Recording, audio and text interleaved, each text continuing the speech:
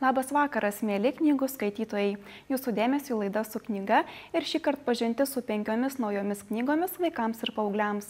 Atidžiai klausykite mano pasakojimo ir galbūt teisingai atsakę į laidos pabaigoje užduotą klausimą, savo atžalas galėsite nudžiuginti viena iš pristatytų knygų.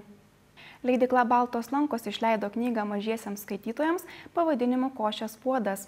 Tai naujai išversta vokiečių liaudies pasaka apie malūnininko šeimą ir stebuklingą puodą košės, dėl kurio įsižiebė nesutarimai tarp malūnininko ir jo žmonos. Ši knygelė vaikams gausiai iliustruota piešiniais, kuriuos kurdama iliustratorė Klaudija Karls sujungė piešimą ir molio skulptūrėles. Leidykla Vaga išleido garsaus vokiečių rašytojo Michaelio Endės apysaką vaikams Džimas Saga ir mašinistas Lukas. Joje pasakojama apie nuostabioje Snauderlando saloje gyvenančius mašinistą Luką, jo mažąjį draugą Džimą, lokomotyvą Emą, karalių Alfonsą be 1512 ir kitus. Kai mažoje saloje visiems pasidaro per ankšta, Lukas su Džimu leidžiasi į pasaulį ieškoti savo vietos, pakeliui sutikdami pačias keisčiausias būtybės, susidurdami su netikėčiausiais pavojais ir patirdami kvapą gniaužiančių nuotykių. Šią istoriją tęsia antroji vokiečių rašytojo Michaelio Endės apysaka Džimas Saga ir pašėlęs tryliktukas. Keliaudami mašinistas Lukas, Džimas Saga ir storoji Ema patiria vis naujų nuotykių, kurie tik sustiprina jų draugystę.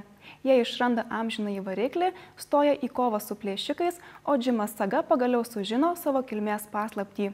Šią knygą taip pat išleido leidykla Vaga.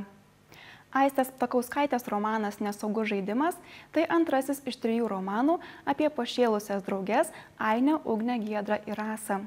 Per rudens atostogas neišskiriamoji ketveriukė susiruošė į intriguojančią viešnagę paslaptingoje užmiesčio sodyboje. Ši sodyba virsta savotiška paralelinė tikrovė, o visa konspiracinė išvyka išbandymų kupinų nenuspėjamų žaidimų. Aistės Ptakauskaitės romanui būdinga meistriškai sukonstruota siužeto intriga, nenuspėjami charakteriai ir originalus humoras. Runų ženklai – bestsellerio Šokoladas autorės Joan Harris pirmoji knyga skirta jaunimui. Tai fantastiška siautulinga istorija, nukelianti į senųjų skandinavų epų gelmes. Madė Smith, nuo gimimo turinti ant rankos runo ženklą, visada tarp savo kaimelio žmonių jautėsi svetima. Mat gyventojai tikėjo, neva tokia pragaišties žymė. Tai senųjų dievų simbolis, kerų ženklas.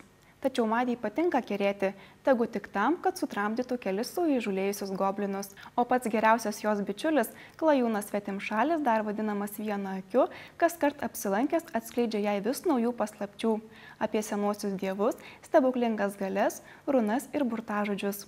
Knygą išleido leidykla Versus Aurėjus. Ir tai jau visos knygos, kurias šiandien jums norėjau pristatyti. Metas mūsų konkursui ir dėmesio klausimas. Kokioje saloje gyvena Džimas Saga ir jo draugai? Teisingų atsakymų laukiame telefonu 58081. Skambinti galite iš karto po laidos. O aš su jumis atsisveikinu iki kito pirmadienio. Neužmirškite, knyga geriausia dovana.